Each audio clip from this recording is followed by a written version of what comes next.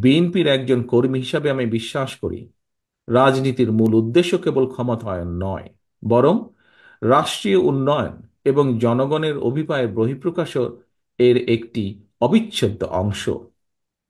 আজকে আমরা যারা এখানে সমবেত হয়েছি, দেশে বিদেশে আমরা যারা বাংলাদেশের উন্নয়ন নিয়ে সবসময় ভাবি, আমাদের গড়ে তুলতে হবে একটি inclusive, liberal and Democratic Bangladesh. আমাদের সবাইকে এক হয়ে এগিয়ে যেতে হবে বহু দূরে। এই অগ্রযাত্রার গতি হবে ফাস্ট বাট স্টেডি। লক্ষ্য হতে হবে সুনির্দিষ্ট। জাতীয় ঐতিহ্য ও অতীতের ভালো অর্জনগুলোকে ধারণ করে আমাদের চেতনা এবং দায়বদ্ধতাকে হতে হবে ভবিষ্যৎমুখী।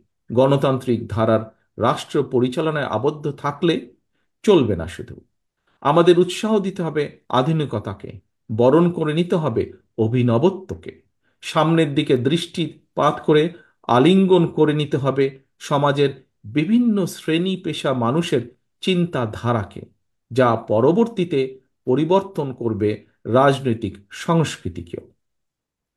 আপনাদের সকলকে আমার বক্তব্য ধৈর্য সহকারে শোনার জন্য ধন্যবাদ জানিয়ে পরিশেষে আমি বলতে চাই, গত 16 বছর ধরে এবং জুলাই আগস্টের অভ্যুত্থানে যারা ফ্যাসিবাদ বিরোধী আন্দোলনে সম্পৃক্ত ছিলেন, গণতন্ত্রের পক্ষের প্রতিটি ব্যক্তি, দল, সংগঠন ও গোষ্ঠী তাদের সকলের আত্মত্যাগের যথাযথ স্বীকৃতি দিয়ে প্রতিটি শ্রেণী পেশার মানুষের অংশগ্রহণমূলককে সম্মান জানিয়ে লুণ্ঠিত ভোটের অধিকার ফিরিয়ে এনে এবং জনগণের ম্যান্ডেট নিয়ে একটি সত্যিকার গণতান্ত্রিক বাংলাদেশ প্রতিষ্ঠা করাই আমাদের সমন্বিত অগ্রাধিকার।